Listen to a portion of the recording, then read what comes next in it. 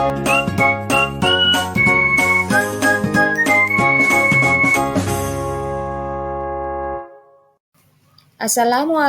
warahmatullahi wabarakatuh.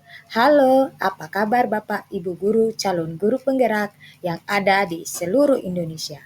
Perkenalkan, saya Dewi Astika, SPD SD dari SDN 30 Matiro Walie, calon guru penggerak Angkatan 8 Kota Palombo. Izinkan saya memaparkan hasil aksi nyata saya modul 1.4 Budaya Positif.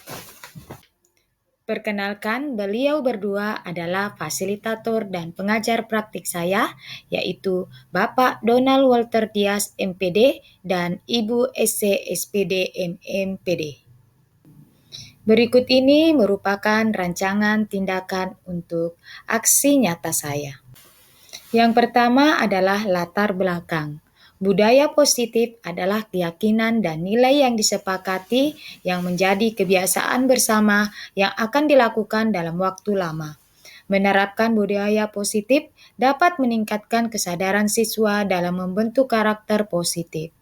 Budaya positif dapat dibuat melalui kesepakatan antara guru dan siswa agar siswa merasa terlibat dan bertanggung jawab dalam menjalankan disiplin tersebut.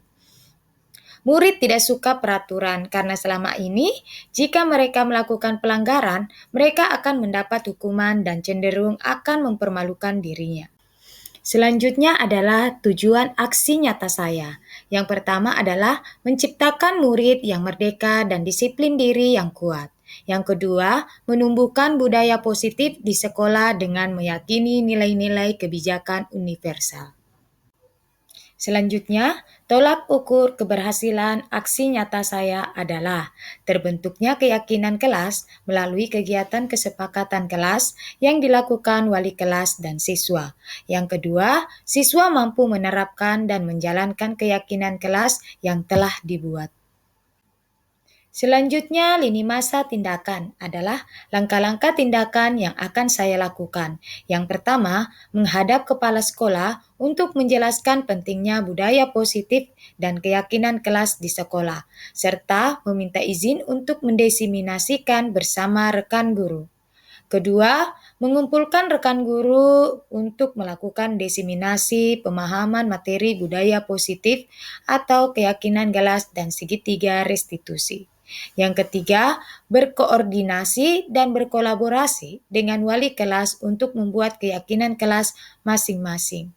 Yang keempat, memantau refleksi dan mengevaluasi keyakinan kelas yang dibuat. Berikut merupakan dukungan yang dibutuhkan. Yang pertama, dukungan dari kepala sekolah, rekan guru, serta murid agar tindakan yang telah disusun dapat dilakukan secara lancar dan menyeluruh. Yang kedua, sarana dan prasarana untuk menumbuhkan budaya positif di sekolah. Yang ketiga, dukungan dari orang tua dalam melakukan budaya positif di rumah. Berikut ini merupakan kegiatan diseminasi di sekolah mengenai pemahaman dan pengalaman budaya positif. Warahmatullahi wabarakatuh. Sebelum saya masuk, saya perkenalkan dulu. Nama saya adalah Dewi Astika, SPD SD. Jadi saya pakai SD-nya supaya saya rasa mungkin ada teman saya yang dari Universitas Terbuka yang khusus ada SD-nya di belakang. Baik, Bapak Ibu, saya dari SDN 30 Matiro Walie. Alhamdulillah, yang sebelumnya saya masuk di materi yang terhormat Ibu Kepala Sekolah SD Salamai sekaligus pengajar praktik saya di calon guru penggerak Angkatan 8, dan yang saya cintai Bapak Guru Hebat calon guru penggerak Angkatan 8, dan yang saya hormati Bapak Ibu guru yang ada di SDN Salamai. Baiklah, saya mulai saja barangkali. Baik, untuk yang saya bawakan adalah budaya positif atau dengan kata lain disiplin positif. Kalau kita pahami, saya rasa Bapak Ibu paham tentang disiplin. Di sini sekolah ada disiplinnya. Nah, dalam budaya kita, makna kata disiplin dimaknai menjadi suatu yang dilakukan seseorang pada orang lain untuk mendapatkan kepatuhan. Kita cenderung menghubungkan kata disiplin dengan ketidaknyamanan. Betul Bapak Ibu, saya merasakan sendiri. Ya, kalau kata disiplin seperti tepat waktu datang ke sekolah, kalau setibanya kita tidak sengaja terlambat, ada rasa bersalah pada diri kita. Bagaimana Bapak Ibu yang Ibu rasakan? Apalagi kalau ada nih kepala sekolah di depan, neliaki. Bagaimana perasaan tak? Pasti agak merasa tidak enak ya. Sama dengan saya ya. Ya, merasa tidak enak. Karena keterlambatan itu, apalagi kalau ada ibu, kalau tidak ada ibu mungkin bisa jiki cili-cili, tapi ada juga perasaan tidak enak, merasa bersalah. Nah, inilah kita cenderung menghubungkan kata disiplin dengan ketidaknyamanan sebenarnya untuk memaknai. Sebagai pendidik, tujuan kita adalah menciptakan anak-anak yang memiliki disiplin diri, sehingga mereka bisa berperilaku dengan mengacu pada nilai-nilai kebajikan universal dan memiliki motivasi intrinsik bukan ekstrinsik. Jadi yang kita mau munculkan adalah kesadaran dalam bentuk intrinsik dari dirinya, kesadaran dirinya.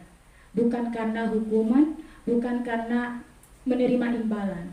Kalau biasa kita, siapa yang bisa kerjakan nomor ini saya kasih hadiah.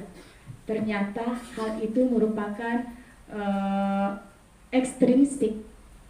Mereka hanya lakukan bukan karena kesadarannya, hanya karena imbalannya, ataukah karena takut.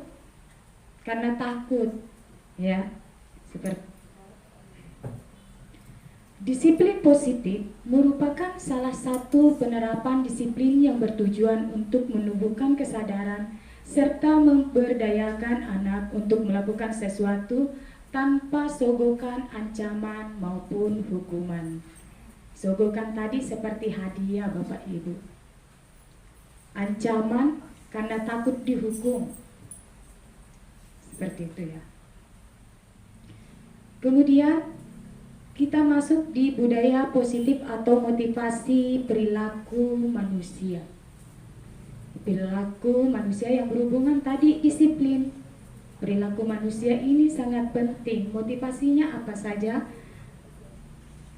Nah, motivasi ini merupakan dorongan yang timbul pada diri seseorang secara sadar atau tidak sadar untuk melakukan suatu tindakan dengan tujuan tertentu. Nah, di sini yang dimiliki ada 3, yaitu menghindari yang harus dimiliki oleh Bapak Ibu yang ada di sekolah selaku pendidik, yang harus dihindari, yaitu ketidaknyamanan dan hukuman. Di mana menghindari ketidaknyamanan dan hukuman ini, murid melakukan disiplin diri karena ia takut dihukum. Ini merupakan motivasi ekstrinsik. Sebelumnya tadi saya sudah jelaskan bahwa ini merupakan motivasi yang harus dihindari. Kenapa? Karena anak ini melakukan melakukan disiplin itu karena terpaksa, bukan karena dari diri, bukan dari dalam. Sedangkan kita ini selaku guru yang kita mau perbaiki ini adalah disiplin yang dari dirinya, dari dalamnya yang mau diperbaiki, yang dari dalam. Jangan luarnya saja, dari dalamnya ya. Tujuan kita paling utama adalah dalam, yaitu intrinsiknya, kesadaran diri mereka, bukan karena rasa takutnya dihukum. Kemudian menghargai nilai-nilai kebajikan diri sendiri. Di sini murid melakukan disiplin diri karena sadar akan nilai kebajikan dirinya. Ini merupakan motivasi intrinsik. Inilah yang kita butuhkan Bapak Ibu guru. Selanjutnya nanti dibahas oleh teman kita bagaimana cara mengatasi siswa tanpa memberikan hukuman. Ya, saya rasa bukan cuma Bapak Ibu, saya juga sebelum saya masuk di guru penggerak itu saya memberikan hukuman. Kalau tidak kerja PR, lari. Ya kan, hak berjiwa tegas supaya ditakuti siswa. Ternyata apa yang saya lakukan itu ternyata salah. Ya, kenapa? Karena siswa akan muncul rasa dendamnya nantinya. Rasa ketakutannya pada diri kita. Yang harusnya kita menuntun, menjerumuskan mereka ke jalan yang salah. Kemudian, untuk mendapatkan imbalan atau penghargaan dari orang lain, Bapak Ibu guru, adakah yang melakukan ini? Memberikan hadiah, imbalan. Iya, luar biasa. Tepuk tangan dulu untuk teman kita. Luar biasa. Bapak Ibu guru, tanpa kita sadari hal seperti ini ternyata ingin disiplin diri karena ingin mendapatkan imbalan. Nah, ini merupakan motivasi ekstrinsik yang harus kita hindari. Padahal ini kalau dipikir ini motivasi siswa loh supaya terus maju, ya kan? Supaya mau berkembang. Saya mau ini maju, pokoknya ada hadiah. Tapi apa tujuannya? Apakah dari dalam? Apakah ini dari kesadaran diri? Ya kan? Nah, inilah Bapak Ibu kesalahan kita. Bukan cuma itu tadi, saya juga. Saya juga karena ketidakpahaman kita. Nanti saya masuk di sini baru kita tahu, wah kesalahan besar untuk kita. Bahwa ternyata murid yang melakukan disiplin karena ingin mendapat imbalan ini merupakan motivasi ekstrinsik yang di luarnya saja. Dia melakukan bukan karena dirinya, tapi karena ada imbalan yang diharapkan. Sama tadi, ketakutan. Baik Bapak Ibu, kita lanjut ya. Konsep disiplin dengan identitas gagah, yaitu hukuman penghargaan. Jadi ada dua tadi. Yang satunya sukses ya. Baik. Hukuman menyakitkan. Jelas menyakitkan. Apalagi kalau pas di depannya teman-temannya. Ya. Kemudian, kedua adalah tidak nyaman yang dirasakan oleh siswa pada saat diberikan kehukuman. Ketiga adalah murid takut Bapak Ibu. Keempat, menyiksa. Apalagi kalau disuruh dikerja WC, WC-nya ada 10. Waduh, kasihan. Ya, termasuk saya juga pernah melakukannya. Luar biasa kesalahan kita.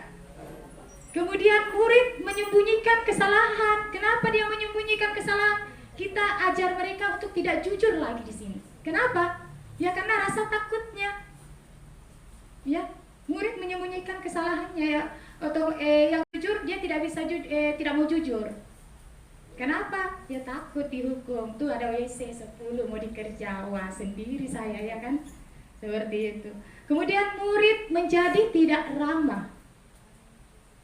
Nah, jelas ya. Nah, bagaimana yang penghargaan? Padahal ini kalau di awalnya kita tujuannya ingin memotivasi siswa sebenarnya ya. Karena banyak yang semangat tuh, semakin semangat belajar karena ada penghargaan. Ternyata ini adalah tidak efektif. Iya, karena memang bukan kesadaran dari dirinya sendiri, kemauannya. Kemudian kalau misalnya dia naik di kelas 5 tidak ada penghargaan, apakah itu akan berlanjut? Bapak Ibu, saya mau bertanya, berlanjut tidak? Hah? Insya Allah. Insya Allah. Lanjut. Kemudian merusak hubungan atau sifat diri. Kemudian mematikan kreativitas. Menghukum dengan sistem ranking. Ya, ini ranking. Alhamdulillah Bapak Ibu, saya tidak pernah memberikan ranking kepada siswa saya. Kepada orang tua biasa minta, Bu, ranking berapa anak saya? Maaf Bu ya, saya tidak berikan ranking untuk siswanya. Cukup melihat nilainya saja. supaya tidak menurunkan siswa yang lain, ya. Jadi kemudian merampas hak menghargai diri, seperti itu. Lanjut.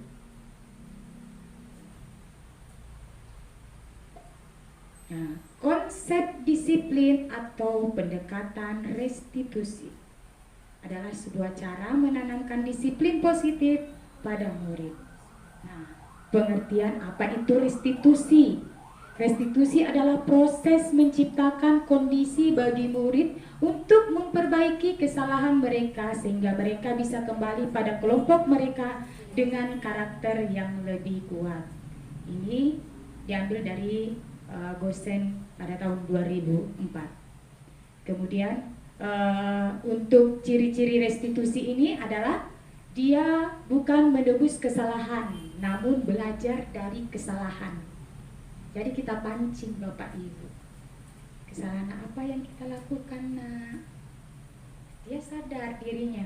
Jadi bukan menebus kesalahan, memperbaiki hubungan.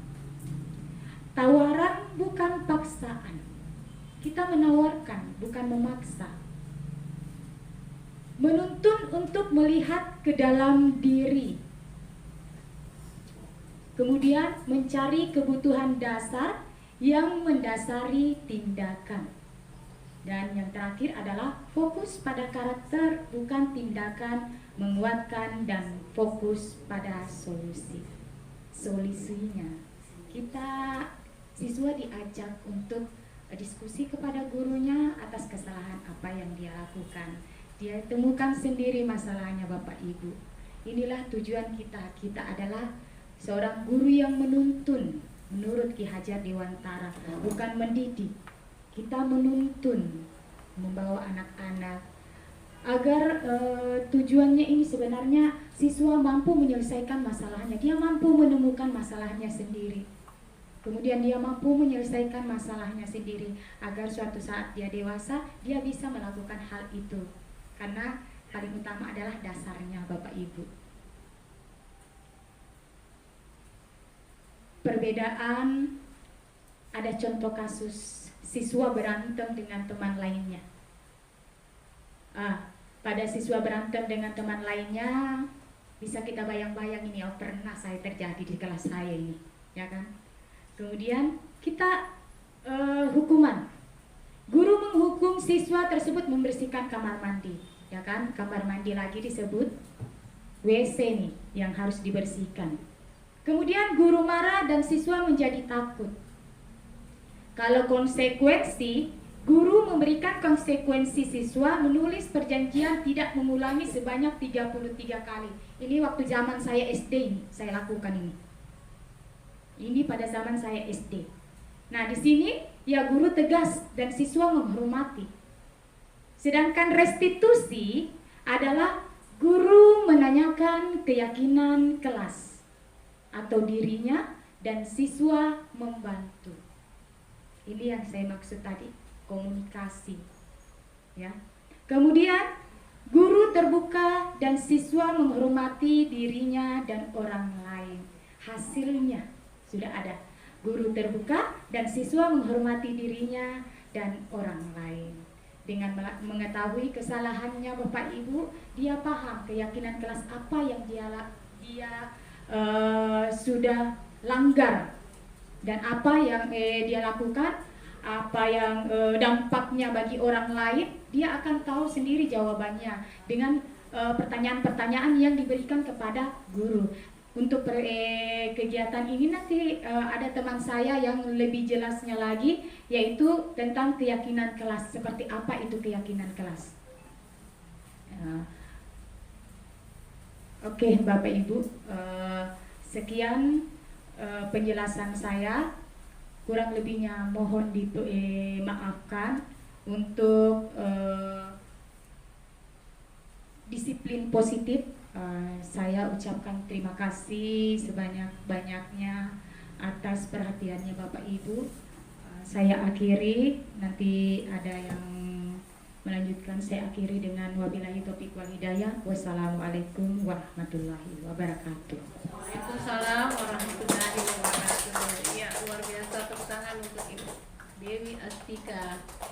Nah, baiklah Bapak Ibu, itulah tadi pemaparan atau presentasi materi tentang budaya positif, yaitu motivasi perilaku manusia. Materinya luar biasa, sangat menyentuh sekali dengan apa yang kita rasakan dalam kehidupan sehari-hari kita sebagai seorang pendidik. Nah, Terima kasih. Salam guru penggerak, tergerak, bergerak, menggerakkan.